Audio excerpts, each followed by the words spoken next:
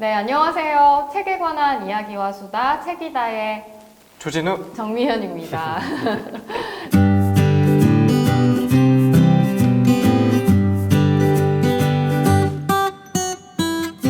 어떻게 살 것인가? 유시민 선생님의 책으로 돌아왔습니다.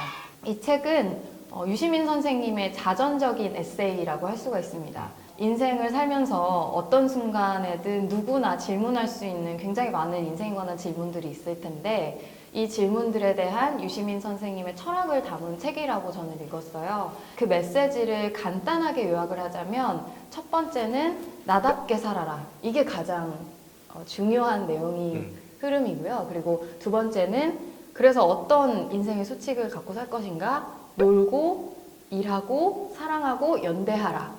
그리고 마지막은 죽음에 관한 것입니다. 그 삶의 유한성을 인지하며 살 것, 이렇게 크게 세 가지의 이야기를 하고 계시는데요.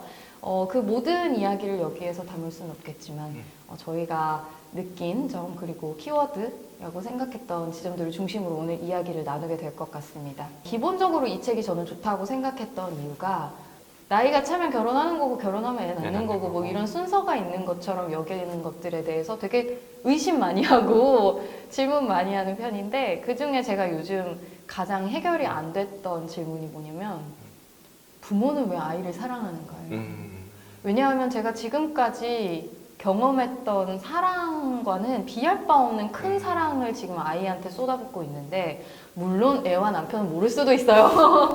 그런데 그런 사랑은 도대체 어디서 오는 걸까? 제가 요즘 가장 해결이 안 되는 질문이고 누구도 그것에 대해서 별로 질문하지 않았던 것 같아요. 그런데 유시민 선생님이 딱 그 대목에 질문을 하시더라고요. 아쉽게도 명확한 대답을 내리지는 않았지만 어쨌든 우리가 한 번쯤 이렇게 질문 많은 저 같은 사람도 질문해 봤을 것들이 다 담겨 있다는 점에서 저는 오히려 이 책이 한 20대 정도 친구들이 읽으면 좋겠다는 생각을 했어요. 네. 그러니까 그때쯤에 궁금했던 것들을 이 책이 미리 다루고 있기 때문에 먼저 생각해 볼 수 있고 또 사실 이 책에서 다루고 있는 내용들을 그 즈음에 생각했더라면 가장 좋았겠다는 생각이 많이 들어서 가장 추천하기로는 20대 친구들이 읽었으면 좋겠다는 생각이 들었습니다. 저도 이런 책을 조금 젊었을 때 읽었으면 어땠을까라고 그러니까. 하는 생각이 드는데 근데 또 막상 그 나이대로 제가 그럴 일 없겠죠. 다시 돌아가면은 안 읽어. 이런 생각이 눈에 잘 안 들어올 것 맞아요. 같기는 안 읽어, 합니다. 안 읽어. 네. 별로 매력적이지가 않았던 것 같아요. 네.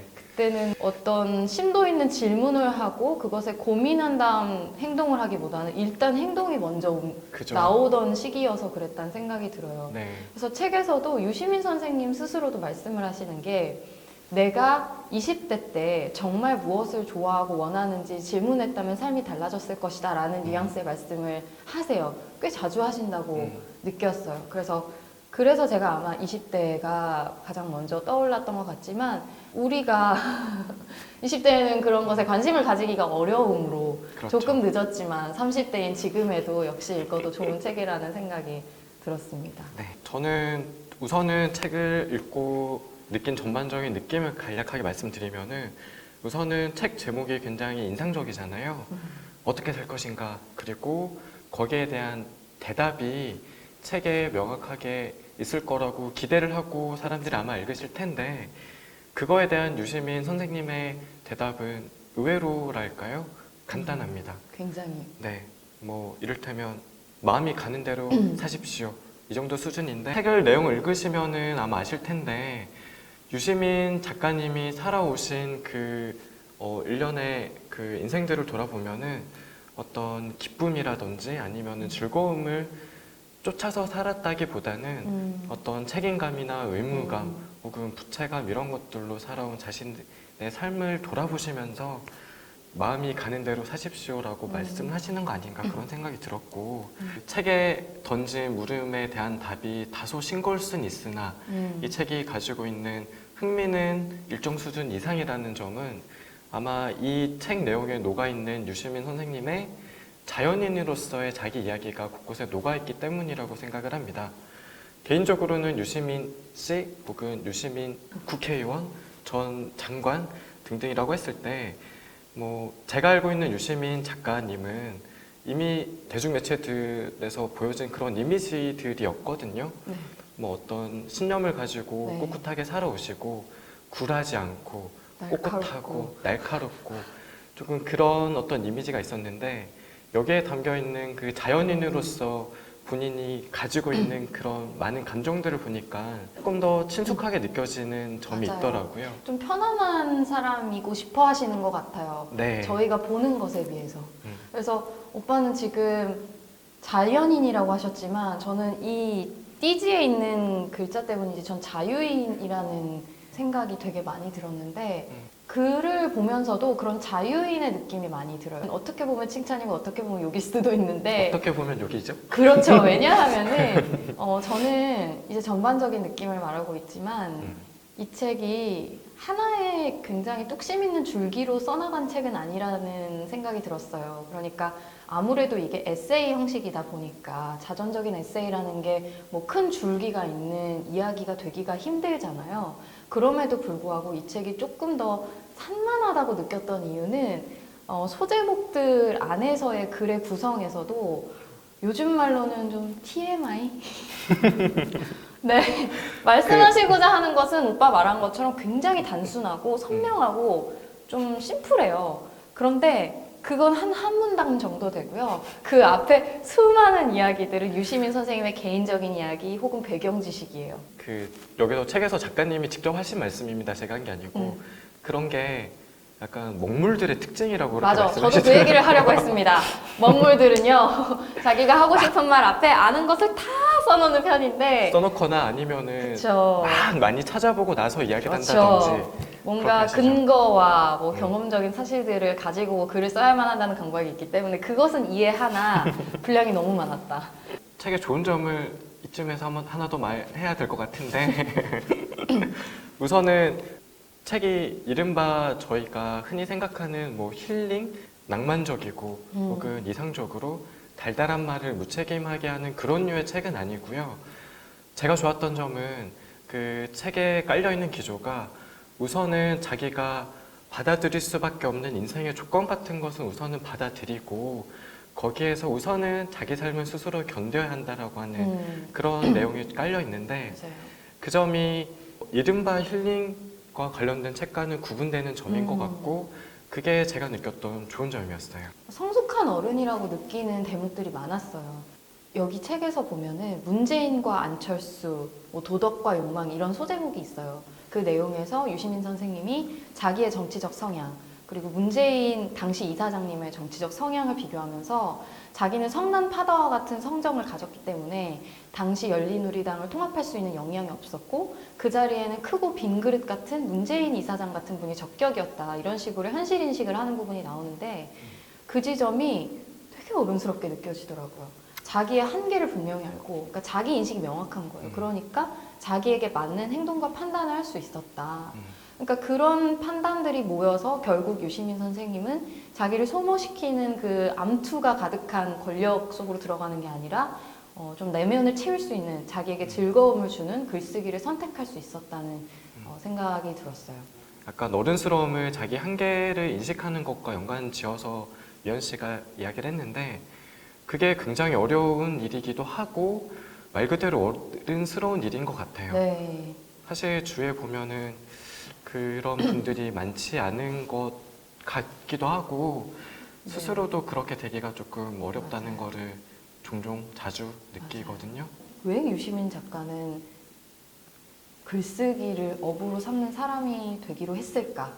어떤 과정이 있었을까? 그게 궁금해서 또 이 책을 선정을 했었는데 제가 생각했던 가장 큰 이유는 놀이라는 키워드였던 것 같아요. 즐겁다고 하시는 거죠? 제가 맨 처음에 말씀드렸던 놀고 일하고 사랑하고 연대하라라는 어떤 삶의 수칙 같은 것을 계속해서 얘기하고 계시는데 제일 먼저 나오는 게 놀고예요, 놀고. 그리고 일을 즐겁게 오랫동안 지속하려면 반드시 즐거움이 앞서야 된다고, 의미가 아니라고 이런 말을 재차 강조를 하시는데 저에게 이게 특별히 다가왔던 이유는 저의 인생에서 모든 선택이 의미였기 때문이에요. 예를 들면 이런 거예요. 저는 대학원을 가면서 그래 내가 국어학에 관심이 있고 썩 잘하는 편이니까 좋아하는지는 잘 모르겠고 음. 그런데 썩 잘하는 편이니까 내가 이 공부를 계속해서 뭔가 기여할 수 있는 사람이 되면 의미가 있겠다 이런 거예요. 그러니까 이 행동이 나에게 어떤 의미 혹은 타인에게 공동체에게 어떤 의미가 있을까를 저는 항상 그것만 생각하고 거의 선택을 하는 삶을 살았던 것 같아요. 그랬을 때 제가 자신 있게 말씀드릴 수 있는 건 부끄럽지만 유시민 선생님 말씀처럼 열정이 지속되기가 되게 어려운 것 같아요. 이게 뭐 단순히 뭐 3개월, 4개월 말하는 게 아니라 어떤 일을 업으로 삼는다는 것은 5년이고 10년이고 그 일을 할 수도 있다는 의미인데 그런 정도의 장기적인 어떤 동기를 계속해서 부여받기가 만약에 의미만을 골랐다면 굉장히 어렵더라고요. 그 지점을 유시민 선생님도 분명하게 인식을 하셨기 때문에 보시면 유시민 선생님이 40이 넘어서 독일에서 박사 논문을 쓰려고 하시다가 그날 아침에 이거 그냥 그만둬야겠다는 생각이 딱 드셨대요. 그러니까 너무 감상적이라고 느끼실 수도 있는데 저는 계속해서 의미를 쫓아서 살아온 사람으로서 그 마음이 너무 이해가 되더라고요. 그러니까 자기가 진짜 좋아하고 설레는 것이 무엇인지 깨친 순간에 바로 행동을 할 수 있었던 이유가 저는 너무 와닿아서 지금 저에게 하고 있는 일들이 얼마나 의미와 재미를 다 갖추고 있는가에 대해서 반성할 수 있었던 지점이었고 첫 번째로 놓여야 하는 게 놀이라는 것 그리고 놀이와 의미가 다 있어야 사람은 어떤 일을 지속해야 한다는 것에 대해서 다시 생각해 봤던 것 같아요. 오빠는 재미를 중요한 요소로 선택을 하나요? 개인적으로는 뭐 그런 것들이 있었던 것 같아요. 뭐 아주 없진 제가 않았겠죠. 그쵸? 아주 정말 순수하게 즐거워하고 이걸 하면은 정말 내가 즐겁고 하는 것들이 시기마다 있었던 것 같은데 이런 생각들이 거기를 덮는 것 같아요. 예를 들어서 이 정도 대학을 나왔으면 이런 정도의 그쵸. 일을 해야지. 이 정도 나이가 됐으면 이런 일을 해야지. 뭐 그런 류의 어떤 압박 혹은 생각들이 즐거움 위에 쌓여가지고 그것에 집중하게 좀 하기가 어려워지는 것 같아요. 개인적으로는 그런 시간을 좀 길게 가졌던 것 같고 거기에 대해서 용기를 낸 게 얼마 되지가 않은 것 같아요. 대학을 나왔다는 이유로 뭐 주변의 기대 때문에 뭐 이 정도의 가치 있는 일을 해야 지금까지의 노력이 보상되기 때문에 뭐 이런저런 이유로 즐겁지 않은 일을 직업으로 선택한다면 그 인생은 처음부터 절반 실패하고 들어가는 것이다 라는 표현을 쓰세요. 그쵸. 네. 그러면서 무슨 말을 하시냐면 꼭 즐겁지 않더라도 최소한 괴롭지 않은 일을 직업으로 삼아야 한다. 제가 그 지난 연말 라이브 때 신경끄기의 기술이라는 책을 가지고 왔었는데 거기에 주요 골자도 이거거든요. 그러니까 뭐 물론 어느 삶에나 어떤 직업에나 고통은 존재하기 마련인데 견딜 수 있는 고통을 선택하는 거다라는 말이 나와 있어요. 그래서 굉장히 이성적인 현실 인식인 거죠. 그러니까 내가 다 잘할 수 있는 것도 아니고 뭐 일단 노력하면 다 돼 이런 식은 아니지만 최소한 견딜 수 있는 고통이 있는 것이라면 즐거운 일을 선택해라 이런 현실 인식이니까 저는 이런 면에서 지금 우리가 하고 있는 것들이 얼마나 우리를 소진시키는 것이 아니라 좀 내면을 채우는 면이 있는지에 대해서 한 번씩 돌아보는 것이 굉장히 도움이 되리는 생각이 네. 들었어요. 굉장히 이상적으로는 자기가 즐거워하는 것을 잘 해가지고 그게 어떤 경제적인 기반이 되는 게 굉장히 바람직하겠지만은 사실은 이렇게 할 수 있는 사람은 굉장히 소수일 것 같고 사선책으로 하자면은 굉장히 괴로운 일은 하지 않으면서 경제활동을 해야겠다는 정도가 되겠는데 사실 이것도 그렇게 쉬운 일은 아닌 것 같아요. 그래서 어쨌거나 그 각자가 주어진 환경에서 일은 할 수밖에 없는 거고 그렇지만은 그 외에서 그것과 다른 어떤 공간에서 자기만의 기쁨을 주는 무언가를 할 수 있는 노력은 필요한 것 같습니다. 결국 선택인 것 같아요. 내가 정말 원하는 삶을 살겠다고 하는 것은 반드시 비용을 치르게 되어 있는 것 같아요. 그렇지 않은 경우도 있겠죠. 정말 운이 좋아서 내가 좋아하는 일인데 심지어 잘해. 그게 돈벌이가 너무 잘 돼. 이런 경우들이 많지 않다는 것을 잘 알고 있기는 하지만 그럼에도 불구하고 정말 내가 좋아하는 일을 선택하기로 한다면 사실 버려야 하는 것들에 대해서 돌아보지 않는 용기가 필요한 것 같아요. 그렇죠. 예, 그게 나는 그렇게 하지 않아도 괜찮아. 좀 다른 지점에서 내 행복을 찾을 거야 라고 한다면 그 일을 견디면서 다른 일을 할 수 있겠지만 저 같은 경우에는 더 이상은 이제 이 일을 견디기 어렵겠다는 판단이 든 점도 회사를 나오게 된 이유이기도 했거든요. 삶에 대한 지향점이라든가 삶을 대하는 태도 같은 거는 다를 수밖에 없으니까 그런 어떤 트레이드 오프들을 잘 고민해서 선택하는 것이 제일 중요하겠다는 생각이 네. 들어요. 이 책에서 크게 두 가지 키워드가 마음에 와닿았는데 하나는 놀이였고 하나는 목적으로서의 인간이었어요. 그러니까 선생님이 이름 남기기라는 소제목의 내용에서 쓰신 내용인데 칸트의 충고를 기억하자라고 하시면서 타인을 포함해서 자기 자신을 수단이 아니라 목적으로 삼아야 된다는 말씀을 하세요. 제가 예전에도 이런 류의 글을 안 봤던 건 아닌데 예전에는 이런 류의 글을 보면 타인을 수단 삼지 않는 것에만 초점을 맞췄었어요. 그런데 제가 이 대목을 보는데 그래 난 목적이지 이게 저에게 다가오더라고요. 그러니까 얼마나 지금까지의 시선이 타인에 가 있었는지 드러내는 대목인데 그러면서 내가 목적이라고 생각한다면 사실 제가 가지고 있는 강박 중에 제일 심한 게 이제 결국 쓸모가 되는 거거든요. 그 쓸모에 대해서 좀 내려놓을 수 있게 되는 것 같아요. 그러니까 내가 목적이라는 생각을 한다면 워낙 질문이 많이 던져져 있고 추가로 생각해 볼 거리가 많은 책이기 때문에 이런 지점들을 스스로 생각해보고 결론을 내보는 것도 재밌는 과정일 것 같아요. 책의 특징 중 하나는 제목은 어떻게 살 것인가인데 책의 굉장히 많은 부분을 죽음에 대해서 네, 다루고 맞아요. 있죠. 그 점이 조금 인상적이었는데 작가님은 아마 죽음에 대해서 깊게 물어보지 않고서는 어떻게 살 것인가 라고 하는 물음에 제대로 답을 할 수 없다라고 생각을 하신 것 같고 저 또한 거기에 대해서 깊게 공감을 합니다.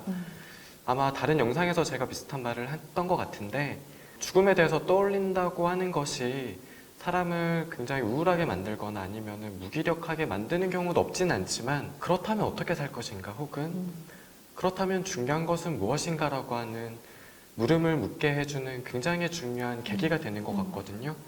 그래서 어떻게 살 것인가 라고 하는 물음은 곧 무엇이 중요한가 라고 하는 물음과 이어질 텐데 그런 점에 있어서 죽음에 대해서 깊게 사유를 해보는 것이 꼭 한 번은 필요한 것 같아요. 네, 네. 명료해지는 것 같아요. 우리가 이런 책들을 읽을수록 죽음을 생각하고 다루는 지점이 많다는 걸 느끼게 되는데 다음에는 그런 주제로 한번 책을 네. 읽어보는 것도 좋을 것 같아요. 네. 어떻게 살 것인가를 읽어봤는데 이제 한 줄 평을 하는 걸로 마무리를 하겠습니다.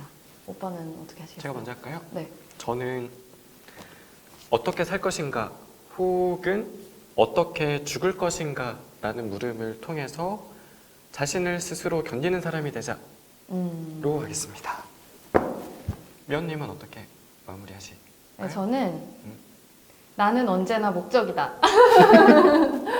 제 그 쓸모에 대한 강박을 벗어나기 위한 주문이기도 하고 이 책을 생각했을 때 그 한 줄만 기억하고 있어도 저는 이 책이 가치 있었다고 느낄 것 같아서 네. 네, 저는 그렇게 정하도록 하겠습니다. 네. 네, 저희가 오늘 준비한 이야기는 여기까지고요. 저희는 오늘 재밌게 얘기한 것 같은데 그죠? 그냥 수다를 쭉 한 느낌인데 뭐 언제나 그렇죠. 편집. 네. 편집은 준영이가 열심히. 여러분도 재미있게 보셨다면 구독과 좋아요, 그리고 알림 부탁드립니다. 알람인가요?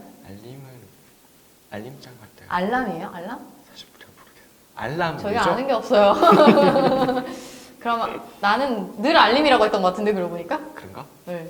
어쨌든 알림인가? 좋아요, 구독 그리고 알람 알람 부탁드립니다.